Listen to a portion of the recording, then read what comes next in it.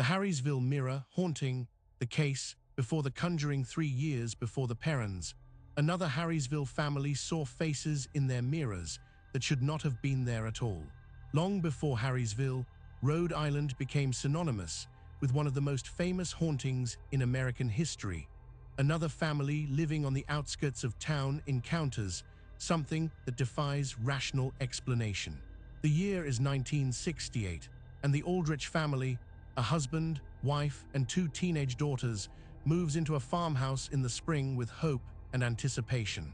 Within weeks, that hope turns to confusion, then fear, as the mirrors throughout their new home begin to show them things that should not exist.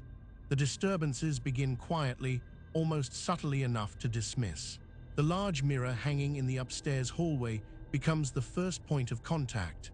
Family members walk past it during the day and catch fleeting glimpses in their peripheral vision, a figure standing behind them where no one stands. Each time they turn around, the hallway remains empty. The figure appears only in the reflection, present in the glass, but absent from physical reality. At first, they convince themselves it is a trick of light, a shadow cast at an odd angle, the mind playing games in an unfamiliar home. But the sightings do not stop. They increase. The bathroom mirror presents a different kind of horror. Faces appear in the glass, looking back at whoever stands before it, but the faces do not belong to anyone in the family. They manifest for brief intervals, seconds at most, expressions frozen and eyes fixed with an intensity that feels intentional. The appearances happen too quickly for anyone to react, vanishing before the witness can call out or move. The family begins to avoid looking directly into mirrors, glancing only when necessary, keeping their eyes unfocused and moving quickly past reflective surfaces. The most disturbing incident occurs in the bedroom of the elder daughter. She sits at her vanity one evening, brushing her hair before bed, when she sees movement in the mirror behind her. A woman in dark clothing walks slowly across the room from one wall to the other. The figure moves with deliberate, measured steps, silent and unhurried. The girl watches in the reflection, paralyzed, unable to turn around until the figure reaches the far wall and simply stops, still visible in the glass. When she finally spins in her chair, the room behind her is empty. No woman, no movement, nothing but the ordinary furniture and walls of her bedroom. She refuses to sleep in that room again and moves her belongings to the downstairs guest room the following day. The family reaches out to their local priest, desperate for answers or at least some framework to understand what is happening to them. The priest listens to their account with growing concern. He has no experience with phenomena of this nature and no theological explanation that fits the specifics of what they describe. He refers them to Ed and Lorraine Warren, a couple from Connecticut whose reputation for investigating paranormal activity has spread throughout New England. The Aldriches contact the Warrens and describe their situation. Ed and Lorraine agree to come to Harrisville. In October 1968, the Warrens arrive at the farmhouse and begin their investigation. Lorraine steps through the front door and immediately senses a presence. She describes it later as distinctly female, watchful, and aware of the living people moving through the house. The energy feels territorial, as though the entity considers the home its own domain and views the Aldrich family as intruders. Lorraine also notes that the atmosphere feels layered, accumulated over time, as though the house has absorbed something through many generations of occupants. She tells Ed that this is not a residual haunting, not an echo of past events playing on a loop. This presence is intelligent and interactive. Ed Warren begins documenting the family's accounts in detail. He interviews each member separately, comparing timelines and specifics. A pattern emerges. The entity uses reflective surfaces as its primary method of manifestation. It appears most frequently when a family member is alone and caught off guard. The sightings cluster around specific mirrors, the upstairs hallway, the bathroom, and the vanity in the elder daughter's former bedroom. Ed notes that these are all locations where individuals tend to be solitary and momentarily vulnerable, engaged in private routines. The entity seems to choose its moments with precision. Lorraine conducts her own walkthrough of the house, pausing in each room to assess the psychic atmosphere. She feels the presence most intensely in the upstairs hallway and near the vanity mirror. She stands before the vanity for several minutes, opening herself to whatever impressions come. The entity she senses is neither demonic nor benevolent. It exists in a space between those categories, aware of the living and deliberately making itself known. Lorraine does not feel immediate danger, but she does feel intent. The presence wants something, though what remains unclear. The danger escalates shortly after the Warrens' initial visit. The youngest daughter sits in the kitchen one evening after dark, reading at the table. She glances up and sees a face reflected in the window glass, a woman's face looking in from outside. The daughter screams. Her father rushes into the kitchen and immediately searches the property with a flashlight. He finds no one. The yard is empty. No footprints disturb the dirt beneath the window. No one could have vanished that quickly. The family realizes the entity is no longer confined to mirrors inside the house. It has begun appearing in any reflective surface. The darkened screen of the unplugged television set becomes the next site of manifestation. Family members see shapes and faces in the blank glass when the set is off. The reflections move independently of anyone in the room. Ed Warren notes this development in his case files with concern. He has seen this pattern before in other investigations. Entities that begin with visual appearances and then escalate to manifesting in multiple surfaces across a home are demonstrating increasing access to the physical environment.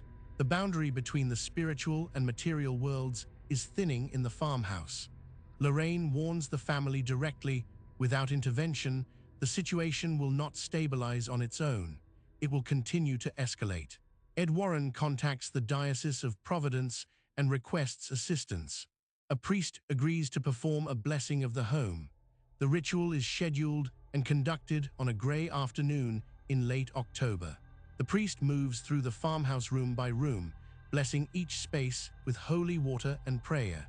He pays particular attention to every mirror and reflective surface in the house, anointing the glass and speaking the words of blessing directly over each one. When he reaches the large mirror in the upstairs hallway, something happens that all witnesses present remember vividly. The glass begins to fog from the inside. A frost-like condensation spreads across the surface, clouding the reflection completely. The priest continues his prayers. Slowly, the fog clears. By the time the blessing concludes, the mirror is clean and clear. After the ritual is complete, the family waits. Days pass. No figures appear in the hallway mirror. No faces look back from the bathroom glass. The vanity in the upstairs bedroom reflects only the room itself. The presence that Lorraine Warren felt so strongly during her first visit seems absent. She returns to the farmhouse the following morning to conduct a final walkthrough. She moves through each room slowly, sensing the atmosphere. The watchful, territorial energy she detected before is no longer present. The house feels lighter, the air less oppressive. She tells the family that the blessing has been effective. The entity has been removed, or at least compelled to withdraw. Ed Warren documents the case in his files as an early and clear example of a phenomenon he will encounter variations of throughout his long career investigating the paranormal.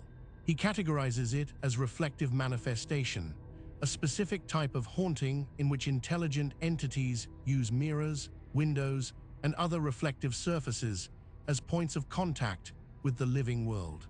These surfaces, which already distort or duplicate physical reality, seem to provide easier access for non-physical beings attempting to make themselves visible.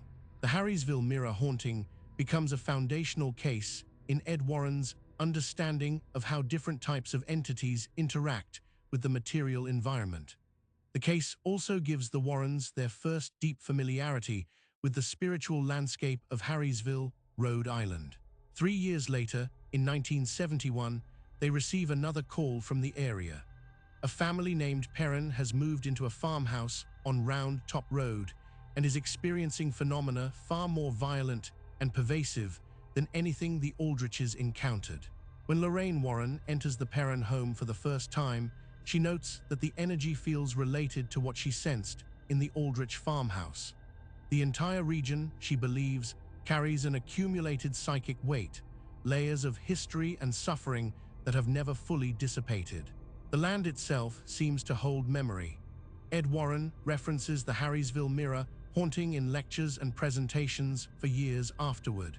He uses it as a teaching case, an example of intelligent haunting that does not fit neatly into demonic or residual categories. The entity in the Aldrich farmhouse demonstrated awareness, intention, and a specific method of manifestation.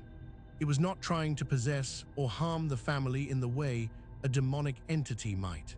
It was simply making itself known, asserting its presence, perhaps attempting communication through the only means available to it. The blessing removed it, which suggests it was not a demonic force resistant to religious intervention. It was something else, something that responded to spiritual authority but existed in a category Ed and Lorraine Warren spent their entire careers trying to map and understand. The Aldrich farmhouse still stands on the outskirts of Harrisville, Rhode Island. Its mirrors hang in the same rooms where faces once appeared that did not belong to the living. The family never returned after the blessing.